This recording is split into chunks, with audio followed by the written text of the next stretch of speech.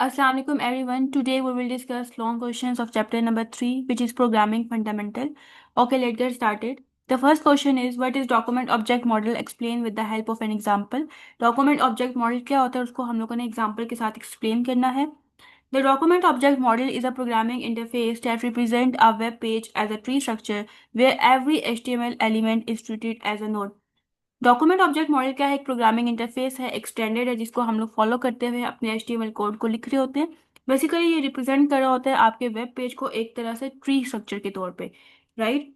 अब उसके बाद क्या है कि where every HTML element is treated as a node, जहाँ पे जितने भी HTML के एलिमेंट होते हैं, मतलब टाइटल हो गया, हेड हो गया, उसके अलावा जो है इमेज एलिमेंट हो गया, पैराग्राफ एलिमेंट हो गया, ये जितने एलिमेंट्स हैं ये एक तरह से नोड के तौर पे एक्ट कर रहे होते हैं. अब इसके की पॉइंट्स क्या हैं? When a page load the browser automatically create the DOM. जब हम लोग पेज को लोड करते हैं या पेज जो हमारा वेब पेज होता है उसको हम लोग ओपन करते हैं, ठीक है, हम लोग पहले कोड लिख लिया, जब हम इसका आउटपुट देखने के लिए उसको वेब ब्राउजर के ऊपर शो करते हैं तो ब्राउजर क्या करता है? ब्राउजर मतलब एच भी हो सकता है, क्रोम वगैरह जो ब्राउजर होते हैं वो ऑटोमेटिकली उस कोड को डोम में या उसका जो है वो डोम क्रिएट कर देते हैं, डॉक्यूमेंट ऑब्जेक्ट मॉडल क्रिएट कर देते हैं. आगे क्या है? एवरी HTML टैग, जितने भी HTML टैग होते हैं, H1 हो गया, P हो गया, इमेज, ये सब जो है एक तरह से नोड, मतलब जो ट्री के नोड होते हैं उसके तौर पे एक्ट कर रहे होते हैं या फिर वो नोड बन जाते हैं. वैसे तो एलिमेंट होते हैं, लेकिन यहाँ पे अगर हम डॉम की बात करें तो ये नोड बन जाते हैं. Through DOM JavaScript can, DOM के थ्रू जावास्क्रिप्ट क्या क्या काम कर सकता है? चेंज द टेक्स्ट और कंटेंट ऑफ एलिमेंट, ठीक है, एलिमेंट के जो टेक्स्ट होते हैं या कंटेंट है उसको चेंज कर सकता है, एलिमेंट को ऐड या रिमूव कर सकता है डायनामिकली. इसके अलावा जो है स्टाइल्स को मॉडिफाई कर सकता है, कलर, फॉन्ट साइज, लेआउट की सारी स्टाइल्स है, इनको मॉडिफाई या फिर चेंज कर सकते हैं. इसके एग्जाम्पल क्या है? सबसे पहले यहाँ पे हम लोग HTML का टैग यूज कर रहे हैं, देन हम लोग बॉडी का टैग यूज कर रहे हैं, उसके अंदर हम लोग हेडिंग शो करवा रहे हैं, वेलकम, जो कि यहाँ पे हमारे आउटपुट में डिस्प्ले हो गई है. फिर हम लोग यहाँ पे एक पी टैग यूज कर रहे हैं. पी टैग किस लिए होता है कि अगर हम लोगों ने कोई भी सेंटेंस या कोई भी पैराग्राफ लिखवाना है तो हम लोग पी टैग का यूज करते हैं, जिस तरीके से हमने यहाँ पे इस तरीके से this is my first paragraph ये सेंटेंस लिखवा दिया. अब यहाँ पे एक न्यू कॉन्सेप्ट है ID इक्वल टू पैरा. इसका क्या मतलब है? जब हम लोगों को कोई भी टैग बाद में यूज करना पड़ता है, ठीक है, आगे जाके कहीं भी कोड में किसी भी जगह पे अगर हमें वही टैग उसको कहीं भी यूज करना पड़ता है, उसको एक्सेस करना पड़ता है, तो हम लोग क्या लिखते हैं? ID लिख देते हैं. ID के थ्रू हम उसको एक्सेस कर सकते हैं, ठीक है. इसके अंदर हमने बाद में कुछ चेंजेस करनी है या कोई स्टाइलिंग ऐड करनी है इसकी, तो हम लोग यहाँ पे ID लिख देंगे. आगे है हम लोगों ने एक बटन बनाया है, ठीक है, बटन टैग यूज करते हुए, और यहाँ पे क्या है कि बटन क्या काम कर रहा है या क्या टास्क परफॉर्म कर रहा है. जब हम लोग बटन पे क्लिक करें, ऑन क्लिक, ये एक इवेंट है, जैसे ही बटन पे क्लिक होगा तो क्या होगा कि ये फंक्शन एग्जीक्यूट होगा, ठीक है. ये यहाँ पे हम लोगों ने इस फंक्शन को यूज किया, फंक्शन को बनाया कहाँ पे? ये स्क्रिप्ट टैग के अंदर हमने यहाँ पे इस फंक्शन को बनाया है. इसके अंदर जो भी लॉजिक होगी वो एग्जीक्यूट हो जाएगी, वो रन हो जाएगी. इसके बाद हम लोगों ने यहाँ पे नाम रख दिया है क्लिक मी, ठीक है, ये हम लोगों ने बटन का नाम रख दिया. अब फंक्शन का क्या काम करे, जब बटन पे हम लोग क्लिक करें तो क्या टास्क परफॉर्म हो, वो हम लोग यहाँ पे देखते हैं. अब हम लोगों ने यहाँ पे फंक्शन बनाया. फंक्शन का बनाने का तरीका ये होता है कि पहले हम लोग फंक्शन लिखते हैं, ठीक है, एक कीवर्ड है, फंक्शन लिखेंगे, उसके बाद हम लोग फंक्शन का नाम रखेंगे, ठीक है. हम लोगों ने यहाँ पे नाम रख दिया चेंज टेक्स्ट, क्योंकि ये क्या टास्क परफॉर्म करे? ये टेक्स्ट को चेंज करे. उसके बाद हमने यहाँ पे पैरेंथेसिस यूज कर ली. अब हम लोग ब्लॉक ऑफ कोड के अंदर इसकी लॉजिक लिखते होते हैं कि बेसिकली फंक्शन परफॉर्म क्या कर रहा है. Document dot gate element by ID, usually हम लोग ये लिखते हैं डॉक्यूमेंट डॉट राइट, लेकिन क्योंकि अब हमें जो टेक्स्ट है वो चेंज करवाना है. कौन सा टेक्स्ट? जो यहाँ पे पैराग्राफ पी टैग के थ्रू हम लोगों ने लिखा है, this is my paragraph, this is my first paragraph, इसको चेंज करना है. तो अब हम लोग इसको यूज कर रहे हैं या इसको हम लोग एक्सेस करें यहाँ पे ID के थ्रू. इस वजह से हमने लिखा है कि गेट एलिमेंट बाय ID के थ्रू हम इसको एक्सेस कर रहे हैं, ठीक है. और ID क्या है? Para dot inner HTML. ये बेसिकली एक सेंटेक्स है, ये लिखने का तरीका है. अगर हमें किसी भी एलिमेंट को एक्सेस करना होता है तो हम इसको dot gate element by ID के फंक्शन के थ्रू हम इसको एक्सेस कर लेते हैं, ठीक है. अब हम लोग कैसे टेक्स्ट को चेंज करें? यहाँ पे लिखा हुआ था this is my first paragraph, लेकिन जैसे ही बटन पे क्लिक हो तो उसकी जगह क्या लिखा हुआ आ जाए? अपडेटेड लिखा हुआ आ जाए. इस तरीके से हम लोग इसको जो है वो चेंज करें टेक्स्ट को. तो ये फंक्शन क्या परफॉर्म कर रहा है? टेक्स्ट को चेंज कर रहा है. कैसे चेंज कर रहा है? ID के थ्रू हम लोगों ने इसको गेट किया, और उसके बाद यहाँ पे हमने इन्वर्टेड कॉमास के अंदर जो भी टेक्स्ट हम लोगों ने चेंज करवाना था वो हमने यहाँ पे लिख दिया.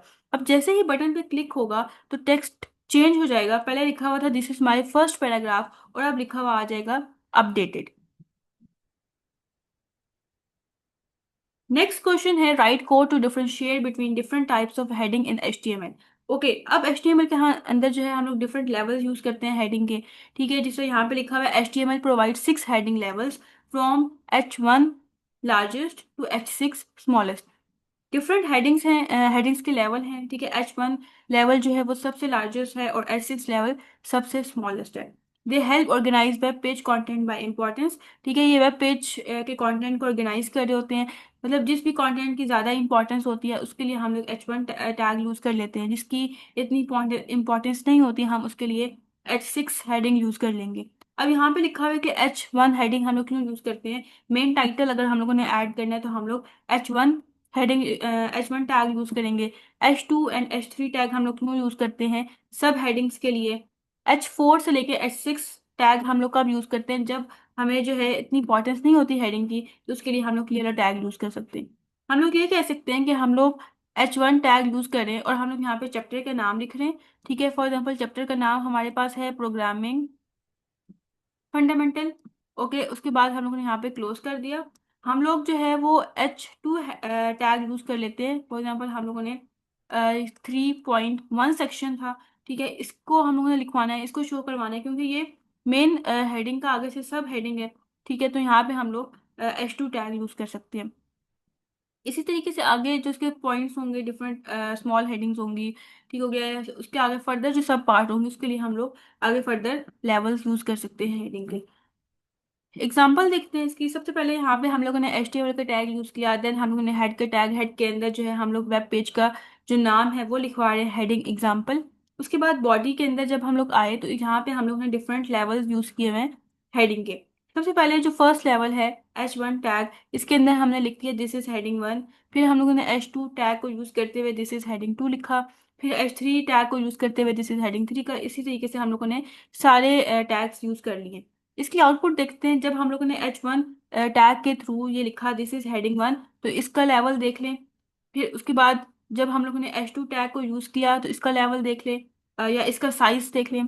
फिर जब हम लोगों ने H3 टैग को यूज करते हुए दिस इज हेडिंग 3 लिखा तो इसका साइज और स्मॉल हो गया। इसे इसे करते करते जब हम लोग लास्ट लेवल पे आए तो उसका साइज बहुत ज्यादा छोटा हो गया या स्मॉल हो गया। ओके, नेक्स्ट क्वेश्चन है elaborate step and provide code to load a background image in a web page. हम लोग किस तरीके से वेब पेज के ऊपर अपनी इमेज को लोड कर सकते हैं, अपनी इमेज को लेके आ सकते हैं। हम लोगों ने सेट करना है बैकग्राउंड इमेज। कौन कौन से स्टेप हैं, सबसे पहले हम लोग इमेज को सेलेक्ट करेंगे और सेव करेंगे in the same folder as your HTML file. क्या मतलब है कि हम लोग एक फोल्डर क्रिएट करते हैं, फोल्डर के अंदर हम लोगों ने HTML फाइल को सेव किया हुआ है, उसी फोल्डर के अंदर हम लोगों ने इमेज को भी सेव कर लेना है। फिर हम लोग क्या करेंगे, एक वेब पेज क्रिएट करेंगे। ठीक है, HTML को यूज करते हुए उसके अंदर हम लोग CSS को यूज करेंगे, ताकि इमेज को हम लोग बैकग्राउंड के तौर पे जो है वो शो कर सके या सेट कर सके। और उसके बाद हम लोग उसकी प्रॉपर्टीज वगैरह एडजस्ट कर लेंगे, रिपीट, साइज एंड पोजीशन, ताकि वो बेटर डिस्प्ले हो सके। इसका कोड देखते हैं और इसका हम लोग फिर प्रैक्टिकल भी देखेंगे। ओके, सबसे पहले यहाँ पे डॉक्यूमेंट टाइप HTML है, HTML का टैग यूज कर लिया, देन हेड का टैग यूज कर लिया। टाइटल के अंदर हम लोगों ने टाइटल लिख दिया बैकग्राउंड इमेज स्टाइल। अब हम लोग यहाँ पे पहले स्टाइलिंग करने हैं, लेकिन स्टाइलिंग करने से पहले हम लोग देखते हैं कि बॉडी में हमने क्या क्या चीज़ ऐड की है और किस तरीके से हम उसकी स्टाइलिंग कर रहे हैं। ओके, अब हम लोग यहाँ पे क्या कर रहे हैं, बॉडी का टैग यूज किया। यहाँ पे हम लोगों ने एक हेडिंग लिखवा दी, style equal to colour white. हम लोग यहाँ पे CSS यूज कर रहे हैं। हम लोग CSS दो तरीकों से यूज कर सकते हैं। एक तो हम लोग टैग के अंदर भी स्टाइलिंग ऐड कर सकते हैं, या फिर हम लोग सेपरेट CSS को भी यूज कर सकते हैं या सेपरेट स्टाइलिंग भी कर सकते हैं। लेकिन यहाँ पे इस सारी लाइन में हम लोगों ने इस टैग के अंदर हेडिंग 1 की जो स्टाइलिंग करनी थी, इसी टैग के अंदर हम लोगों ने स्टाइलिंग ऐड कर दी है, style equal to colour white. ठीक है, जो मतलब इसका कलर होगा, जो हेडिंग का कलर होगा वेलकम टू माय पेज, इसका कलर क्या होना चाहिए, वाइट होना चाहिए। फिर हम लोगों ने एक पैराग्राफ टैग यूज किया और उसकी भी स्टाइलिंग हम लोगों ने इसी लाइन के अंदर कर दी है, इसी टैग के अंदर कर दी है। यहाँ पे जो हम लोगों ने पैराग्राफ लिखवाया है उसका कलर भी हम लोगों ने सेट कर दिया वाइट। हम कोई और कलर भी रख सकते हैं। और इसके अंदर हमने लिखवा दिया this web page as has a beautiful background image. अब आप देख सकते हैं कि यहाँ पे ये हमारे पास आउटपुट शो हो रही है। यहाँ पे हम लोगों ने एक हेडिंग लिखवाई है जो कि व्हाइट कलर की है, इतनी विजिबल नहीं हो रही, हम इसका कलर चेंज करके भी देख सकते हैं, वेलकम टू माय पेज। और उसके बाद यहाँ भी हम लोगों ने एक पैराग्राफ लिखवा दिया। ठीक है, वो भी, उसका भी कलर हमने व्हाइट रख दिया। अब हम लोग बैकग्राउंड में हम लोग ने ये इमेज सेट की, ये इसका बैकग्राउंड है, ठीक है, ये पूरी वेबसाइट है और उसका बैकग्राउंड हम लोगों ने यहाँ पे सेट कर दिया। अब हम लोगों ने यहाँ पे किस तरीके से इमेज सेट करनी है, वो हमने इस तरीके से करनी है कि यहाँ पे जब हम लोग अपने बॉडी की स्टाइलिंग करेंगे, बस हम स्टाइल वाले टैग में आए।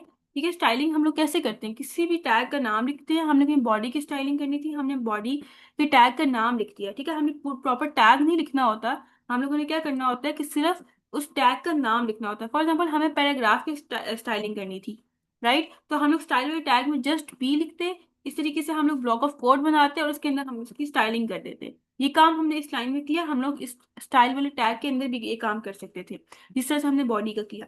अब हम लोग किस तरीके से बॉडी की स्टाइलिंग कर रहे हैं, हम लोग ये कर रहे हैं कि जो बॉडी है, ठीक है, जो मेन पेज है हमारा, इसका बैकग्राउंड इमेज हम लोग सेट कर रहे हैं। ठीक है, बैकग्राउंड इमेज लिख दिया, उसके बाद हमने इसका लिंक दे दिया, ठीक है, mindgrow1.jpg, राइट। इसको हम लोग देखेंगे हमने ये कैसे लिखा है। फिर हम लोग बैकग्राउंड रिपीट, नो रिपीट, मतलब बैकग्राउंड जो है वो रिपीट नहीं होना चाहिए, एक ही दफा इमेज हमारे पास शो हो। फिर बैकग्राउंड साइज कवर, इसका मतलब है कि मतलब ये पूरी विड्थ और मतलब ये पूरे पेज की विड्थ और हाइट है उसको कवर करे, राइट। ये नहीं कि मतलब बैकग्राउंड जो हाफ शो हो, हाफ जो है वो वैसे ही मतलब ब्लैंक शो हो जाए, ऐसा नहीं होना चाहिए, बल्कि पूरे पेज पे हमारी इमेज शो हो जाए। बैकग्राउंड पोजीशन हमने सेंटर रखी है कि सेंटर पे हमारी शो हो। ये सारी हम लोगों ने स्टाइलिंग ऐड कर दी है। अब हम लोग देखते हैं इसको विजुअल स्टूडियो पे कि ये काम हमने कैसे किया। हम लोग अपने विजुअल स्टूडियो को ओपन करेंगे।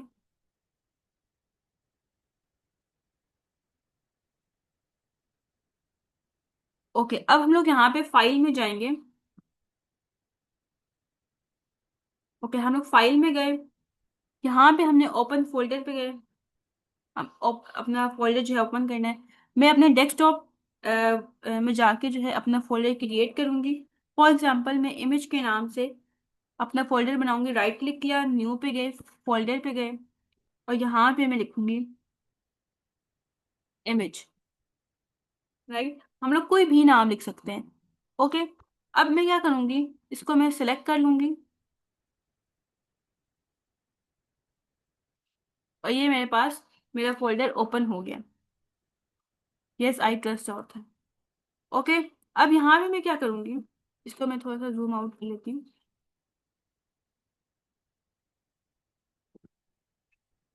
यहाँ पे मैं एक फाइल बनाऊंगी HTML की, उसका नाम मैं रख सकती हूँ image.html, कोई नाम भी लिख सकते हैं, लेकिन जब हम लोग फाइल को सेव करते हैं तो .html के एक्सटेंशन के साथ सेव करना होता है। ओके, यहाँ पे मैं कोड लिखूंगी। अब पहले मुझे इमेज ऐड करनी है। आप वहाँ पे क्या लिखा हुआ था स्टेप में कि जिस फोल्डर में आप अपनी HTML की फाइल बना रहे हो उसी फोल्डर के अंदर आपने इमेज भी ऐड करनी है। वो मैं कैसे करूंगी, वो मैं यहाँ पे नीचे जाऊंगी और ये यहाँ से अपना ये फाइल एक्सप्लोरर ओपन करूंगी। ये मेरे पास फाइल एक्सप्लोरर है। ये डेस्कटॉप के अंदर मैंने अपना एक फोल्डर बनाया था। किस नाम से बनाया था, इमेज नाम से बनाया था। मैं इसमें जाऊंगी और यहाँ पे अपनी इमेज ऐड करूंगी। मैं कोई भी इमेज यहाँ से डाउनलोड में जाके कोई इमेज अपनी ऐड कर सकती हूँ। ठीक है, इसको मैं कॉपी करूंगी। कैसे, राइट क्लिक किया और ऊपर जाके मैंने कॉपी कर लिया। ओके, कॉपी हो गई। अब मैं जाऊंगी डेस्कटॉप में, इस फोल्डर में जाऊंगी, इमेज वाले फोल्डर में जाऊंगी। यहाँ पे मैंने एक फाइल बनाई है HTML के नाम से, ठीक है, HTML के एक्सटेंशन को यूज करते हुए। और मैं अब यहाँ पे Ctrl+V कर दूंगी तो ये पेस्ट हो गई। अब मेरे पास एक फोल्डर है जिसके अंदर मेरे पास HTML वाली फाइल भी है और मेरे पास इमेज भी उसी में पड़ी है। दोबारा मैं विजुअल स्टूडियो में आऊंगी और देखूंगी कि देखें मेरे पास यहाँ पे इमेज शो हो गई है। ये वाली इमेज जो है वो मैंने अपनी सेट कर दी है या फिर सेव कर ली है इसी फोल्डर के अंदर। अब मैं यहाँ पे इसका कोड लिखूंगी। यह कोड कैसे लिखूंगी, वो मैंने कॉपी करके रखा हुआ है। ठीक है, ये वही कोड है जो अभी हम लोगों ने डिस्कस किया था। इसको मैं Ctrl+V कर दूँ। ओके, ये वही कोड है। HTML मैंने डॉक्यूमेंट टाइप जो HTML है, HTML का टैग यूज कर लिया है, ये सब कुछ।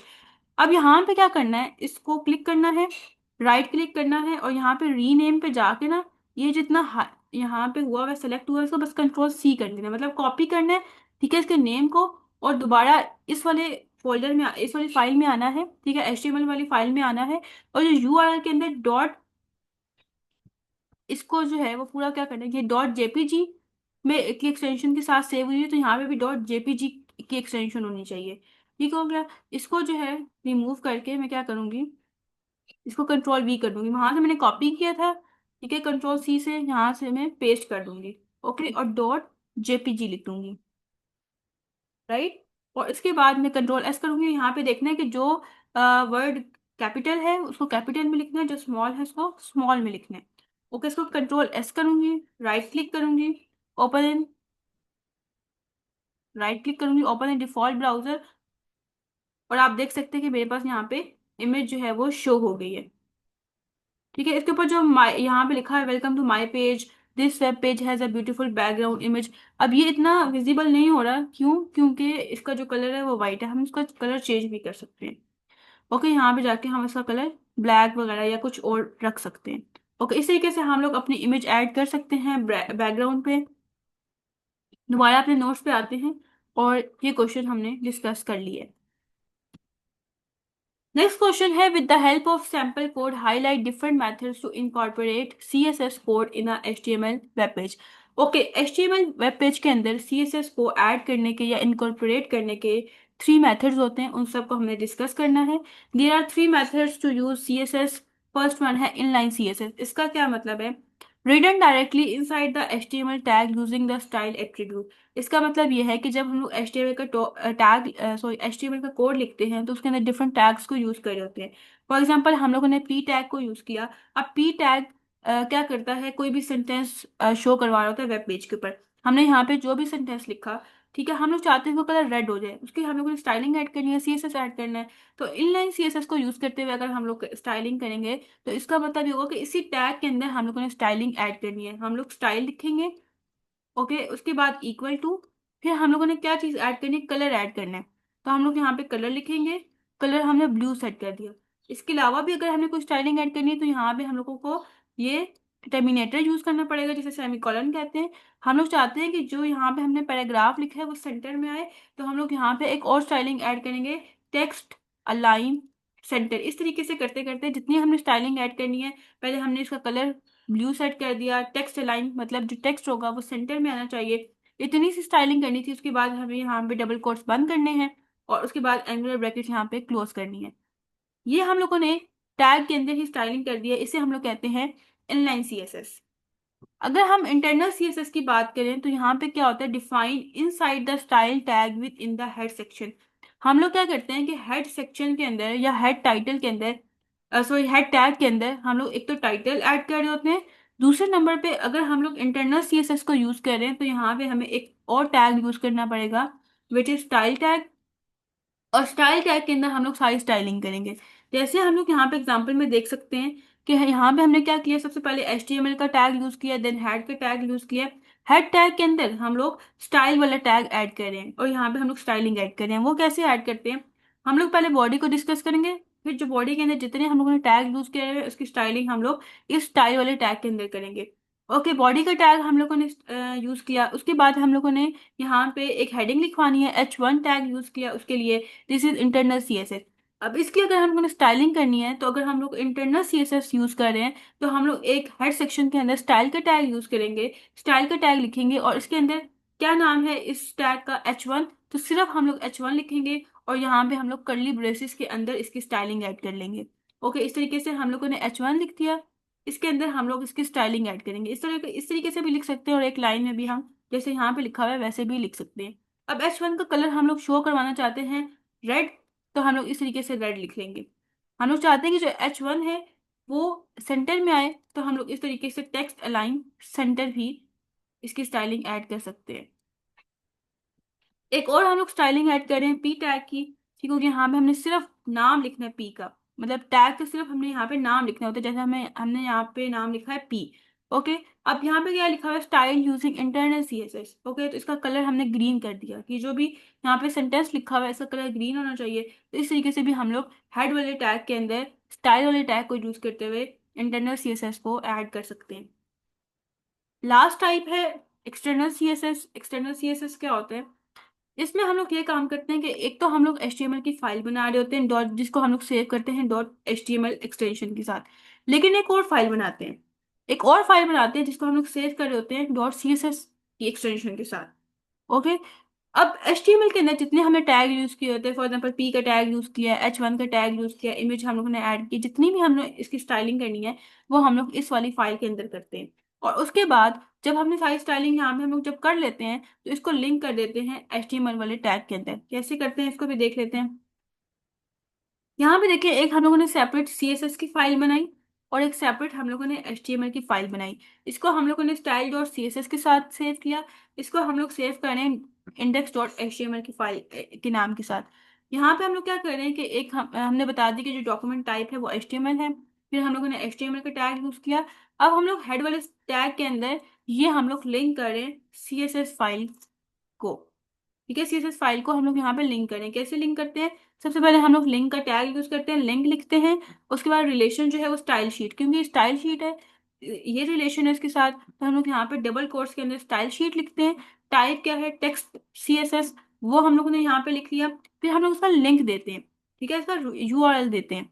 अब इसका क्या नाम है? स्टाइल डॉट CSS, हम लोग लिखेंगे HREF, और उसके बाद स्टाइल डॉट CSS, जो भी इसका नाम होगा, जिस मतलब अगर आपने कैपिटल लेटर में लिखा है नाम तो आप कैपिटल लेटर में लिखोगे, अगर आपने स्मॉल लेटर में लिखा है तो स्मॉल लेटर में लिखोगे, लेकिन जो डॉट CSS है वो आप स्मॉल लेटर में यूज करोगे। ओके, अब हमने यहाँ पे इसका नाम लिख दिया। इसका मतलब क्या हुआ? इसका मतलब ये हुआ कि हम लोगों ने CSS फाइल को HTML फाइल के साथ लिंक कर दिया। अब जितनी भी हम लोग स्टाइलिंग CSS फाइल के अंदर करेंगे वो सारी हमारी HTML फाइल के अंदर अप्लाई होगी। अब हम लोगों ने यहाँ पे क्या किया है?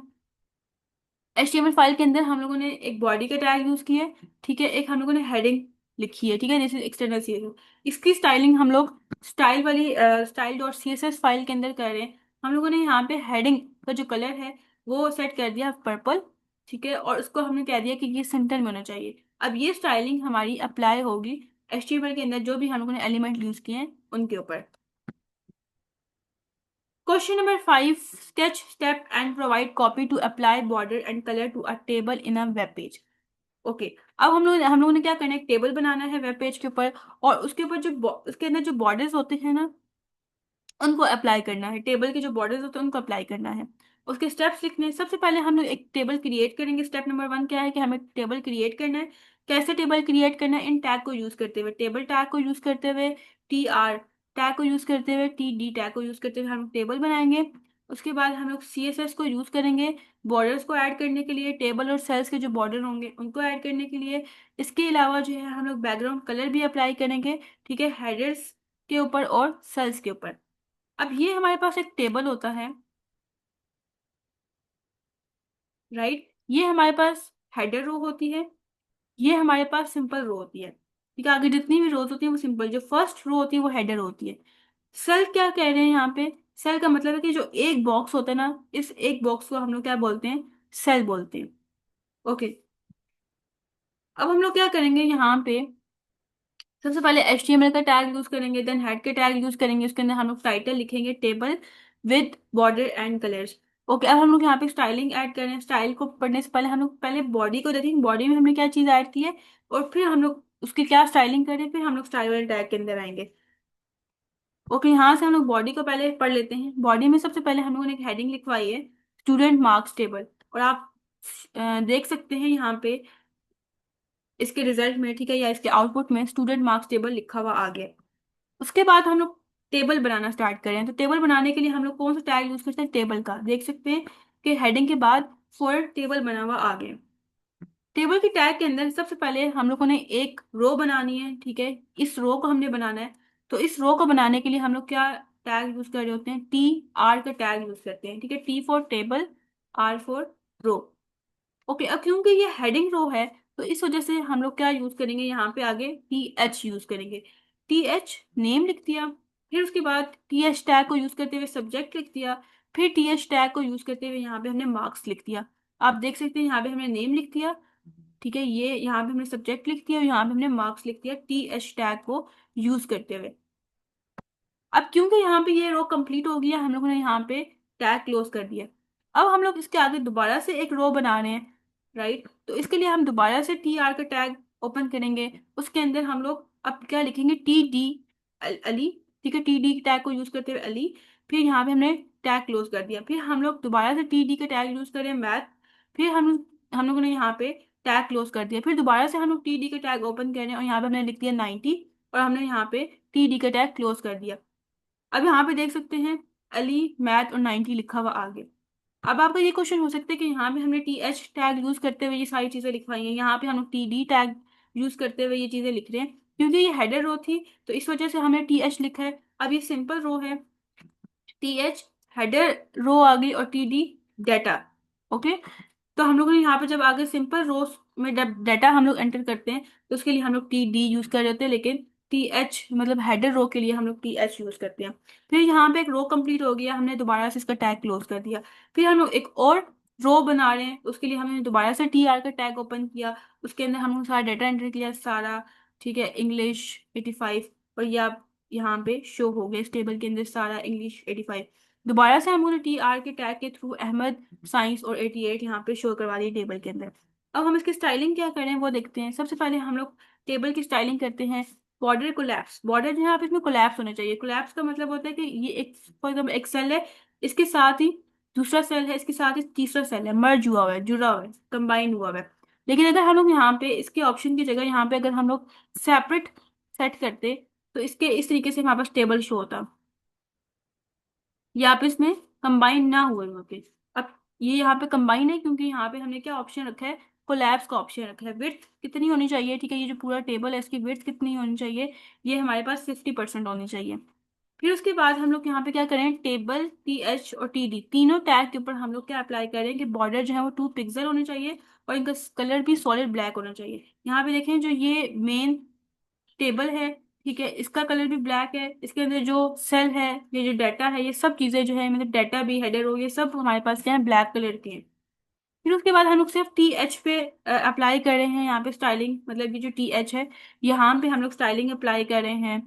यहाँ पे हम लोग क्या स्टाइलिंग अप्लाई करेंगे, जो बैकग्राउंड कलर है वो लाइट ब्लू होना चाहिए। यहाँ पे बैकग्राउंड कलर क्या है इसका, हेडर रो का लाइट ब्लू है। उसके बाद हम लोग यहाँ पे टी डी जो सिंपल डाटा है, यहाँ पे हम लोग क्या करें, जो बैकग्राउंड कलर वो लाइट येलो होना चाहिए जिस तरीके से यहाँ पे शो हो रहा है, और जितना टेक्स्ट है वो सेंटर में होना चाहिए। यहाँ पे देख सकते हैं कि टेक्स्ट इस रो का भी सेंटर में है, ठीक है, इस सेल का भी सेंटर में है, जितना डाटा है ये सब सेंटर में शो हो रहा है। तो ये हम लोगों ने स्टाइलिंग अप्लाई कर दी है। ओके, यहाँ पे जो है ये फिफ्थ क्वेश्चन कंप्लीट हो गया। आई होप सो आज के लेक्चर आपको समझ आ गया होगा। इन केस फिर भी कोई क्यूरी है तो आप कमेंट सेक्शन में पूछ सकते हैं।